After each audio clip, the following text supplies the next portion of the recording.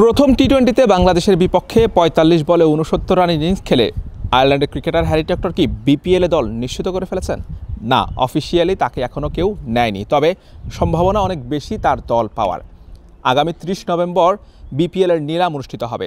এই সিরিজে আয়ারল্যান্ডে যেসব ক্রিকেটাররা ড্রাফটে নাম লিখিয়েছেন, অর্থাৎ তাদের নিলামে যারা উঠবে তাদের দিকে চোখ থাকবে বাংলাদেশের ফ্র্যাঞ্চাইজিগুলোর। আর সেই ক্ষেত্রে বি ক্যাটাগরিতে থাকা হ্যারি টেক্টরের দিকে চোখ রয়েছে ফ্র্যাঞ্চাইজিগুলোর। এবং ঠিক এমন সময়ে যখন এমন দারুণ একটা ইনিংস খেললেন হ্যারি টেক্টর, তাহলে বলা যায় যে তার সম্ভাবনাটা আর একটু বেড়ে গেল। গত বছরও বিপিএলে খেলেছেন হ্যারি টেক্টর। তিনি গত বছর সিলেট স্ট্রাইকার্সের হয়ে খেলেছিলেন, 5 ম্যাচে 125 রান, 4 উইকেট নিয়েছিলেন। পারফরমেন্স খুব একটা আহামরি না, তারপরও এবারও কিন্তু তার দল পাওয়ার সম্ভাবনা রয়েছে। গতকাল তিনি কিন্তু ৪৫ বলে ৬৯ রানের একটা দারুণ ইনিংস খেলেছে এবং 1টা 4 এবং 5টা ছক্কা ছিল তার ইনিংসে। তার ক্যাটাগরি এবার বি, $২৬,০০০। এবং ব্যাটিংয়ের পাশাপাশি বোলিংটাও ভালো করতে পারেন, হাত ঘোরাতে পারেন, সেক্ষেত্রে বেশ কাজে লাগবে।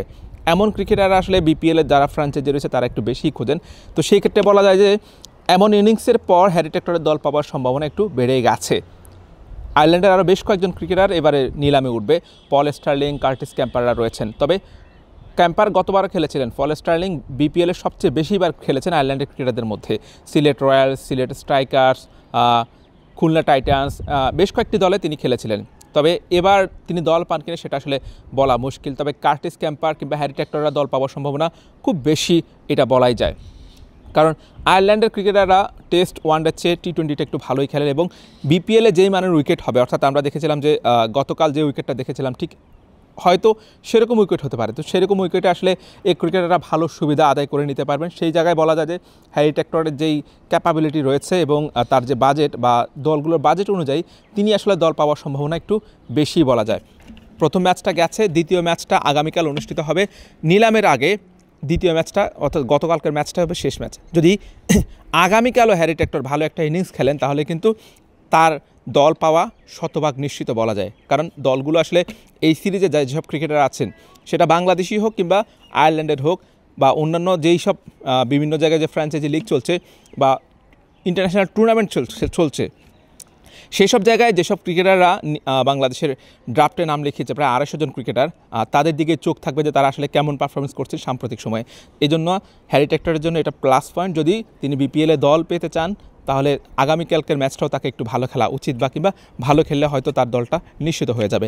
আয়ারল্যান্ডের বেশ কয়েকজন ক্রিকেটার এবারও বাংলাদেশ প্রিমিয়ার লিগ বিপিএলের নিলামে নাম লিখিয়েছে।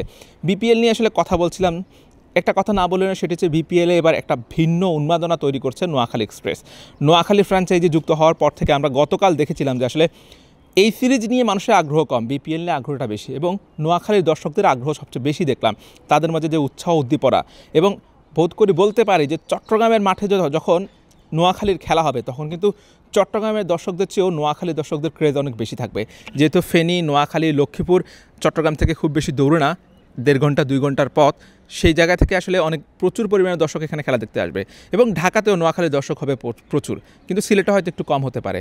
তাই বলা যায় যে নোয়াখালীটাকে বিপিএলে অ্যাড করাটা একটা ভালো সিদ্ধান্ত, এবং তারা যদি এবছর ভালোভাবে দলটা চালাতে পারে তাহলে নোয়াখালী বিপিএলে ব্র্যান্ড হওয়া খুব সময়ের ব্যাপার। ফরচুন বরিশাল কিংবা কুমিল্লা ভিক্টোরিয়ান যেরকম ব্র্যান্ডে পরিণত করেছে, ঠিক তেমনি নোয়াখালীও ব্র্যান্ড হতে পারে। এখন দেখার অপেক্ষা আসলে নোয়াখালীর দলটা কীভাবে গোছায়, কত ভালো খেলে, দর্শকদের মন কতটা জয় করতে পারে। Hussain Arman, BD quick time, Chittagong.